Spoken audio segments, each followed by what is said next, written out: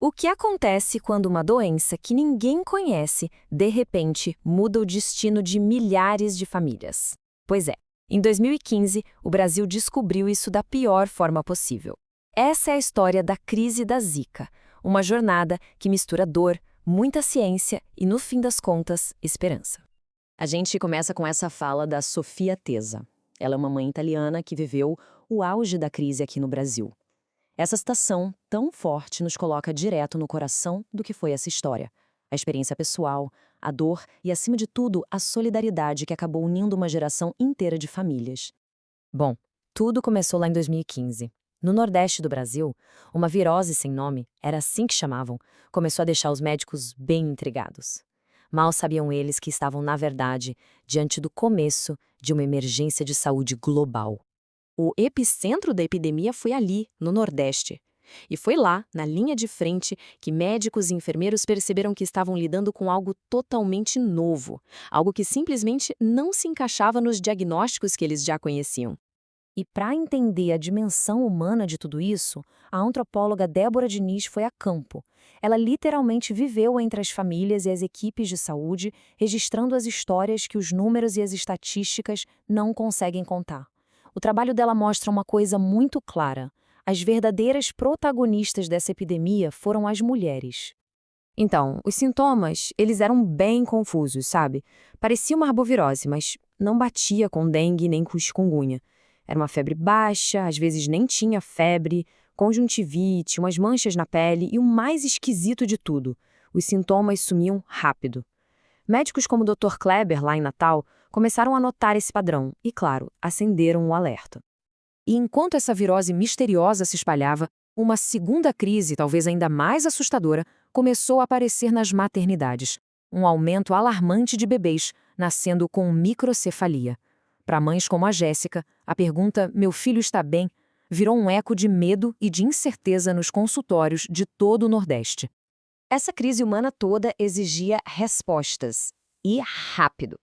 Começou ali uma verdadeira corrida contra o tempo, uma caçada científica para encontrar a prova que finalmente ligaria a tal virose misteriosa aos danos no cérebro dos bebês. Essa linha do tempo aqui mostra a velocidade incrível da descoberta. Olha só, médicos trocando informações em grupos de WhatsApp, como esse Chique Vê, a missão. E aí vem a intuição genial da doutora Adriana Mello, uma obstetra da Paraíba.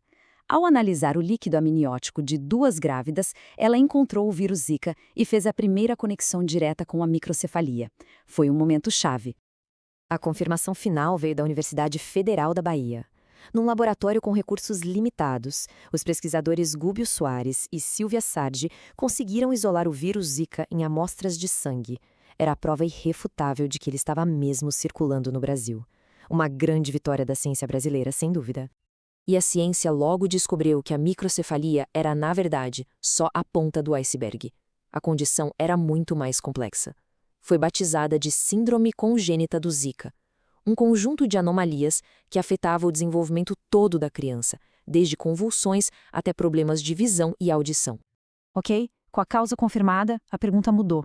Como é que a gente para o mosquito? E a resposta não estava num novo inseticida, mas num lugar bem inesperado, uma bactéria. Vamos conhecer a Wolbachia. Ela é uma bactéria super comum na natureza, está presente em metade de todos os insetos que existem. Mais curiosamente, ela não está no Aedes aegypti, que é justamente o mosquito que transmite Zika, dengue e chikungunya. A ideia por trás disso é simplesmente brilhante. E se a gente colocasse a Wolbachia dentro do Aedes aegypti? Bom, no mosquito normal, o vírus se replica livremente. Mas com a Wolbachia lá dentro, a bactéria meio que compete com os vírus e isso dificulta a replicação deles. O resultado, o mosquito se torna um péssimo transmissor de doenças. E aqui tem um ponto que é fundamental entender, viu? Isso não é modificação genética, não tem nada a ver com isso. O método basicamente introduz uma bactéria que já existe na natureza dentro do mosquito. E aí, quando esses mosquitos com Wolbachia se reproduzem com os mosquitos locais, eles passam a bactéria para os filhotes. É simples assim. E isso torna o método autossustentável. Ele se mantém sozinho com o tempo. Mas como levar essa ciência do laboratório para as ruas?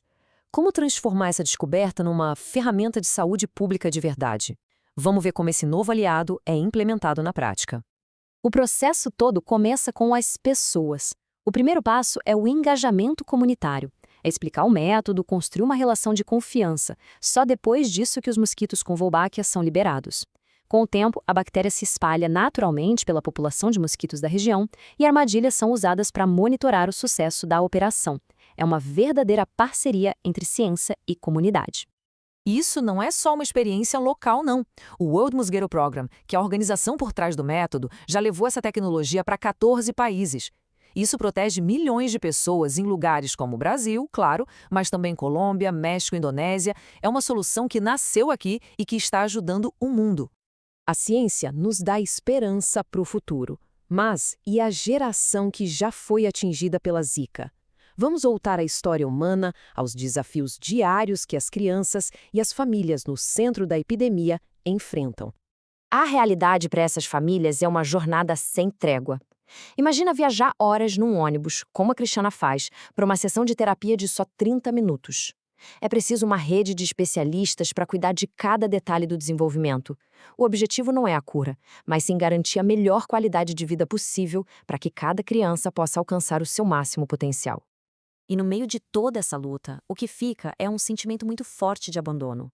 A fala do Paulo, pai de uma criança com a síndrome, resume bem essa frustração.